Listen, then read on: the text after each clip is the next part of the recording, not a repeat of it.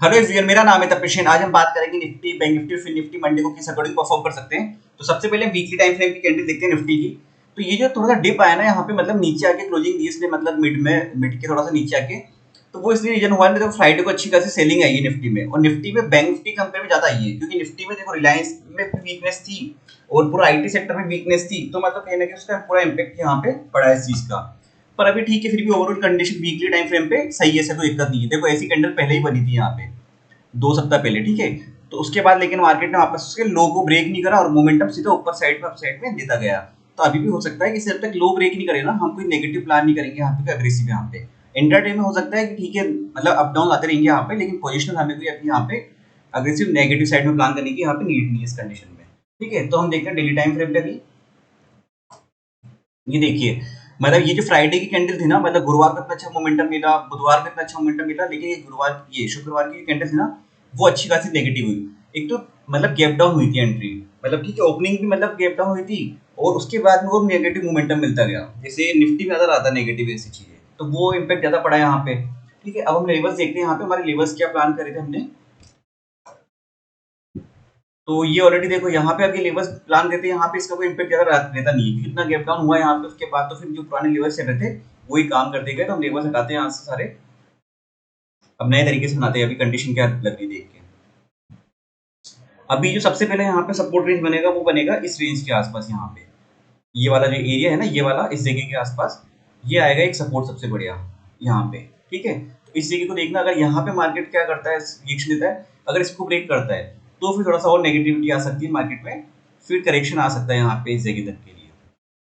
फिर वो ये वाला लेवल टच करेगा सबसे पहले, फिर ये वाला लेवल, ये टारगेट बन जाएगा हमारे यहाँ पे उसके लिए। और नेक्स्ट उसके बाद देखते हैं यहाँ पे क्या बन रहा है इस जगह के आसपास का लेवल। ठीक है, तो ये हमारे हो जाएंगे यहाँ पे, अगर ये वाला सपोर्ट लेवल ब्रेक करता है इस जगह के आसपास का, तो फिर ये लेवल टारगेट हो जाएंगे हमारे 19643, 19568, 19512 के। ये हमारा टारगेट है। ऊपर रिजेक्शन लेवल कहाँ बनता है अब थोड़ा सा देखो दिक्कत करेगा एकदम से, क्योंकि अब थोड़े से सेलर्स एक्टिवेट हुए हैं, तो एकदम से जल्दी जाने नहीं देंगे यहाँ पे। या तो मार्केट गैप अप दिखाए यहाँ पे, एकदम से बाउंस करके अच्छे से निकल जाए, तो फिर थोड़ा सा वो लोग हटेंगे यहाँ से, उनका एसेलेट होएगा यहाँ पे सेलर्स का। तो सबसे पहले हम लेवल देखते हैं यहाँ पे, ये वाला लेवल आएगा हमारा, फिर सेकंड आएगा ये, फिर थर्ड हमारा ये, उसके बाद ये लेवल है। तो ये लेवल चलेंगे हमारे यहाँ पे रिसेंटली, जब भी मार्केट में मंडे के लिए, ट्यूसडे के लिए प्लान करेंगे हिसाब से हम यहाँ पे ट्रेड, इसके बीच में कहीं भी ओपन होता है तो इस लेवल को देखें यहाँ पे, ऊपर 19,800 के आसपास का लेवल 808, और नीचे यहाँ पे 19,700 के आसपास का लेवल, ये वाला ये जो रेंज है ना यहाँ पे 710 की, इस पे ध्यान रखना है कि निफ्टी क्या रिएक्शन दे रहा है यहाँ पे। और निफ्टी आईटी में अगर रिकवरी आती है तो फिर थोड़ा सा वापस से हो सकता है कंडीशन ठीक हो जाए। इन्फोसिस की और इसी कमेंट्री वगैरह नेगेटिव आई, तो इन्फोसिस तो बहुत ज्यादा डाउन था, 8-9% डाउन था, उसकी वजह से सारे गिरे। फिर देखो लीडर अगर गिरेगा तो फिर बाकी सब भी धीरे धीरे कहीं ना कहीं इम्पैक्ट पड़ेगा सबके। ठीक है, वो कंडीशन अगेन आती है इसमें। अब हम देखते हैं बैंक निफ्टी में। बैंक निफ्टी का देखो वीकली टाइम फ्रेम का कैंडल देखें तो अच्छा है, कोई दिक्कत नहीं है यहाँ पे, क्योंकि इसमें कोई ज्यादा नेगेटिविटी आई नहीं थी निफ्टी कंपेयर में। निफ्टी का थोड़ा सा नेगेटिव हुआ था फ्राइडे की वजह से, पर इसमें कोई दिक्कत आई नहीं है यहाँ पे। और डेली टाइम फ्रेम पे देखेंगे हम यहाँ पे, डेली में थोड़ा सा वो मिड में बंद हुआ है वो इसमें, लेकिन इतनी सेलिंग इसमें भी नहीं आई है, फिर भी कंडीशन डेली के हिसाब से नहीं लग रही। अब छोटे टाइम फ्रेम पे हम देखते हैं यहाँ पे हमारे लेवल्स क्या बन रहे हैं इसमें। तो इसमें देखो आप, उसमें गिरावट देखो, उसमें कितना गैप डाउन हुआ था, इसमें बिल्कुल फ्लैट से ओपन हुआ था, यहाँ पे यहीं कहीं ओपन हुआ था इसी के आसपास, कोई ज्यादा नेगेटिव हुआ नहीं था।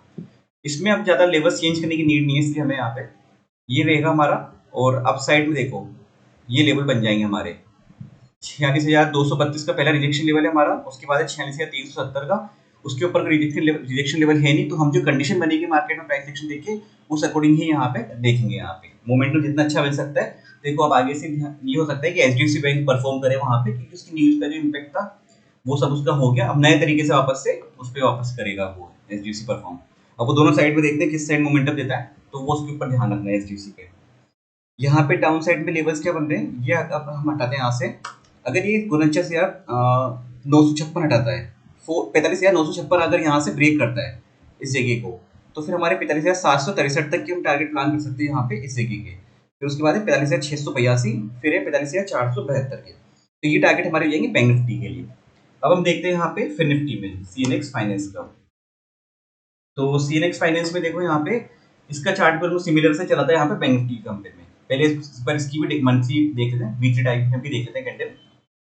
वीकली पे देखो सेम कंडीशन इसकी भी लग रही है यहाँ पे कैंडल की, जैसी बैंक निफ्टी की बनी है, तो इसका ऑलमोस्ट सिमिलर से चलता है यहाँ पे। और हम देखते हैं यहाँ पे इसमें डेली टाइम फ्रेम की, डेली की भी देखो सेम ऑलमोस्ट वही बनी है इसकी यहाँ पे कैंडल।